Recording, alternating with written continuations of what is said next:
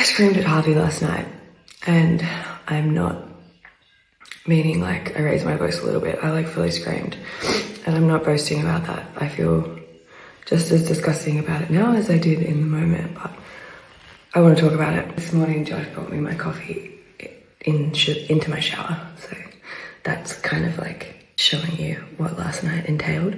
But basically he woke up, Harvey sleeps by himself in his own room upstairs, and he woke up and he came downstairs and came into our room, and I woke up with him next to my bed asking to get in. Now, I would love to be able to go sleep with him. I honestly would love to be able to invite him into bed and just go to sleep. However, 99.99% of the times that we have done that, he does not go back to sleep. He lies there for about 15 minutes pretty still, and then he'll do about 15 minutes of kicking and screaming, and then escalates to him wanting to get up and play and not actually sleeping. So I picked him up and I said, I'll come and sleep with you upstairs in your room. He wasn't very happy with me because he didn't want to sleep in his room. He wanted to sleep in our bed. And I said, well, if you want to sleep with mum, I will come and I'll stay with you. And I think it's because sometimes when I go and retuck him into his bed, I don't stay all night. Like I'll lie for like half an hour until he falls back asleep. So he gets this like idea that like if I come to his room upstairs, I'm not going to be there forever.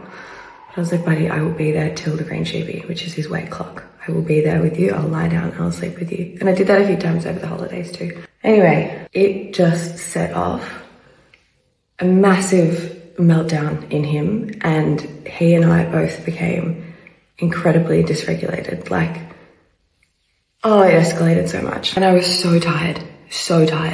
And of course, all I was thinking was, of course this is happening the night that I'm going back to work. Like, of course. But in truth, I wasn't there. I was like him. We were both completely dysregulated. And it got to a point where he just kept repeating himself, saying he didn't want me to make his bed warm. And eventually I realized what he was saying was, don't make my bed warm, because my excuse to come and sleep in your bed was that my bed was cold. But at the time, it just wasn't making any sense to me, and I screamed. I fully raised my voice and I screamed, and I scared the living daylights out of him. And Josh heard and came upstairs and tried to intervene, but sometimes that just escalates it even more. Anyway, we did our absolute best, but I tried to calm down, and Josh really wanted to intervene because he didn't want me to be stressing. Anyway, I just breathed, and then it kind of just clicked in me. I'm dysregulated, he's dysregulated. Neither of us are going to get better if we both stay this way. That I just stopped and took a breath, and I just sat there, and Josh just stood there, and we just stood there in silence, and he was crying and he was upset, and I just said, buddy, here when you want to cuddle, let me know when you want to cuddle. And he was still screaming, saying the same things, but I was like a meter away from him, sitting on his bed, and Josh was just standing right there. It was the moment that we stopped saying anything at all and just let him kind of feel and move through the emotions, that it actually started to move forward. And he came and he cuddled me, and we had to sit there for a while he cuddled me and cried.